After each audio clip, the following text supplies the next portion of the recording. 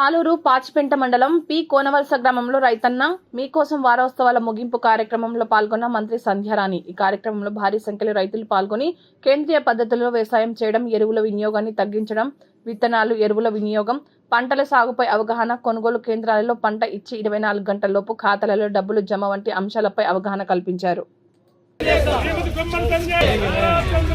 కావున అంతే మరి తప్పదు, రాజకీయం అంటే అలాగే ఉంటుంది.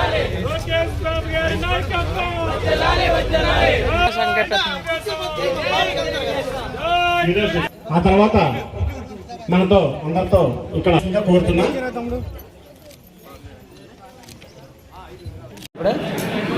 చెప్పావు కానీ సీరిసి అదే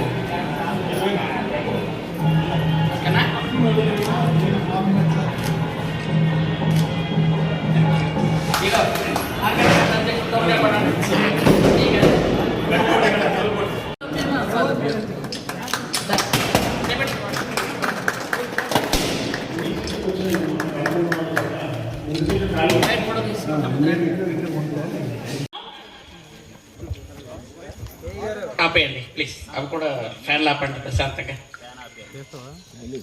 అందరికీ నమస్కారం. ఈరోజు కోనవలసలో రైతన్న నీకోసమని, అన్నదాత సుఖీభవ అని ఈరోజు ఒక కార్యక్రమం ఏర్పాటు చేసుకున్నాం. ఈ కార్యక్రమానికి సభాధ్యక్షులు నా సోదరుడు సాలూరు నియోజకవర్గ మార్కెటింగ్ కమిటీ అధ్యక్షులు ముఖ్య సూర్యనారాయణ గారికి, అలాగే ఈ కార్యక్రమానికి ఇచ్చేసినటువంటి నా సోదరుడు పార్టీ అధ్యక్షులు మన యుగంధర్ గారికి, అలాగే టౌన్ మక్కువ సాలూరు పార్టీ అధ్యక్షులు నిమ్మా తిరుపతిరావు గారికి, గుల్ల వేణుగోపాల్ గారికి, పరమేశ్వరరావు గారికి, అలాగే ముఖ్యంగా ఈరోజు ఈ గ్రామంలో ఇంత చక్కగా ఏర్పాటు చేసిన మా కోనవలస, మా తాలూకా నా సొంత సోదరుడు, మా కోనవలస ఎంతవరకు అద్భుతంగా మాట్లాడిన నా సోదరుడు సత్యనారాయణ. కాబట్టి మీకు అధికారులు వచ్చి ఇలాంటి విషయాలు చెప్తారు, మనం చేసుకుంటూ వెళ్దాం. అలాగే పండిన పట్ట మనం ధాన్యం కొనుగోలు కేంద్రాలు, పత్తి కొనుగోలు కేంద్రాలు ఆల్రెడీ ఓపెన్ చేసుకున్నాం. 24 గంటల్లో డబ్బులు పడుతున్నాయంటే అది ఒక్క ఆంధ్రప్రదేశే మన చంద్రబాబు నాయుడు గారే ఇస్తున్నారు. 24 గంటలు అంటున్నాం కానీ 4 గంటలు 5 గంటల్లో కూడా డబ్బులు పడుతున్నాయి. అవునా కాదా? మీరే చెప్పండి. పడుతున్నాయా లేదా? డబ్బులు పడిపోతున్నాయి. ఇంత పూర్వం ఆ గత ప్రభుత్వంలో అయితే సంవత్సరాల కొద్ది డబ్బులు పడేవి కాదు. ఆ డబ్బుల కోసం మనం ధర్నాలు కూడా చేసిన టైం ఉంది.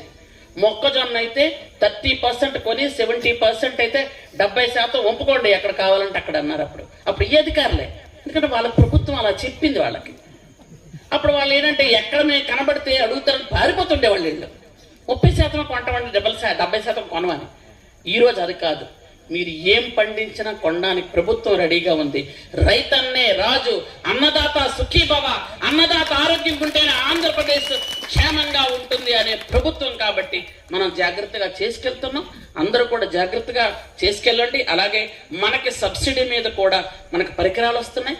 స్ప్రింక్లర్స్ కానీ కొన్ని పరికరాలు వస్తాయి. అవి బీసీలకైతే 80%, 90% సబ్సిడీ ఉంటుంది.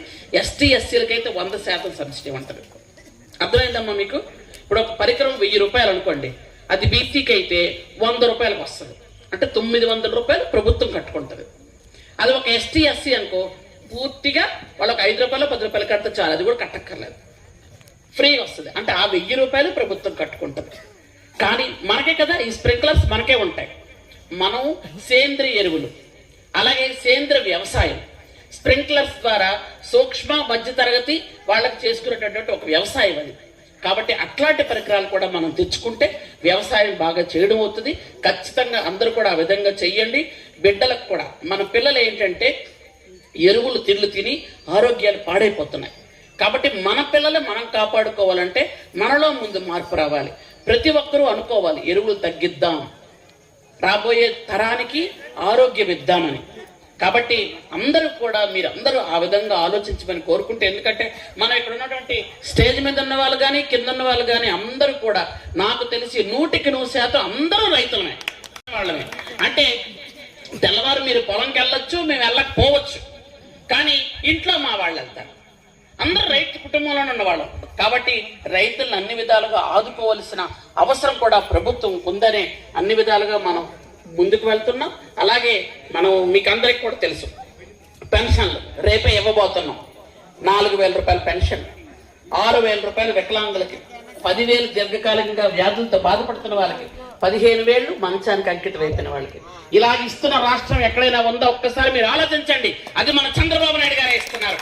మన పక్క రాష్ట్రం ఒరిస్సా ఉంది, 1,000 రూపాయల పెన్షన్ ఇస్తున్నారు, మనం 4,000 ఇస్తున్నాం. కాబట్టి ఇలాంటి ప్రభుత్వాన్ని ఎప్పుడు ఆశీర్వదించాలి తల్లులందరూ కూడా. అలాగే 3 గ్యాస్ సిలిండర్లు ఫ్రీ వస్తున్నాయా?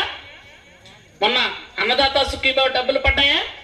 తల్లికి వందనం డబ్బులు పడ్డాయా? స్కూల్ పిల్లలు ఇంట్లో ఉంటే ఫ్రీ బస్సు ఉందా? ఫ్రీ బస్సు ఎంతమంది ఫ్రీ బస్సు ఎక్కారు? చేతులు ఎత్తండి. ఫ్రీ బస్ అందరూ ఎక్కేశారు. Very good. చక్కగా ఎక్కండి. ఎక్కడికి కావాలంటే అక్కడికి వెళ్ళండి. సిడిపి ఇవ్వండి. కండక్టర్ నుంచి కలెక్టర్ వరకు, ప్యూన్ నుంచి ప్రధానమంత్రి వరకు ఎవరైనా లేడీ ఎక్కొచ్చు, ఎవరైనా ఎక్కొచ్చు. దానిలో తారతమ్య భేదాలు లేవు. ఉద్యోగస్తుల, వ్యాపారస్తుల, ఇంటి మనిషి, వంట మనిషి అవేవి లేవు. అందరూ ఎక్కొచ్చు. మహిళ అయితే చాలు. ఫ్రీ బస్ కి 10 మంది చక్కగా బయటకు వెళ్ళండి. దేవుడి గుడికో ఎక్కడికో దగ్గరకు అలా వెళ్ళడం రావడం, 10 మంది కలిసి వెళ్ళండి. చేయనియండి. మీరు వంట నేర్చుకోండి, పర్లేదు, నేర్చుకోండి. 2 రోజులు వంట నేర్చుకోండి. ఎందుకంటే నేను ఎప్పుడైనా మాట్లాడితే మా వాళ్ళందరూ ఇక్కడ కూర్చొని నా సోదరులు అందరూ అంటారు, 40 పాకం అంటే ఏంటనుకుంటున్నారమ్మా, మేమే వంటలు చేస్తామమ్మా అని. ఎక్కడైనా పిల్లలు వంటకి ఎవరు చేస్తారమ్మా? మగవాళ్ళే చేస్తారా, మీ ఆడవాళ్ళు చేస్తారని అడుగుతారు వీళ్ళందరూ నన్ను. కదా, మగవాళ్ళే చేస్తారు. మనం ఒప్పుకుందాం, అలా చేసుకోమనండి. మీరు 10 రోజులు వెళ్ళరండి బయటకు వెళ్ళి. అందరూ బయటకు వెళ్తారు. 4 రోజులు వెళ్ళి ఆ తిరుపతి, శ్రీశైలం, అన్నవరం,